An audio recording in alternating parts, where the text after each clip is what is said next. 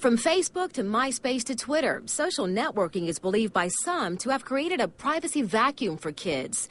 A new Zogby International poll shows more than 90% of parents think their children share too much online. 75% say social networking sites are doing a negative job of protecting online privacy.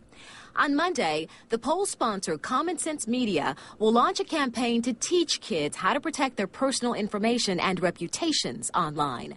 Something this former prosecutor points out can be difficult to do because of how information spreads on the web. When people go online and they publish pictures and they publish stories, instead of it being published to 5 or 6 people, it's an entire school, it's 300 people or an entire town. Or the entire world, like the recent Duke University graduate who emailed friends a mock thesis detailing what she claimed were sexual encounters with student athletes. It ended up going viral.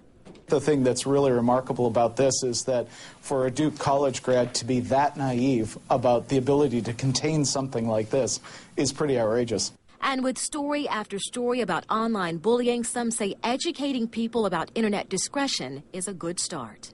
As part of controlling this internet bullying and internet exploitation, we have to teach our kids, look, don't do this stuff. Dia Riley, ABC Action News.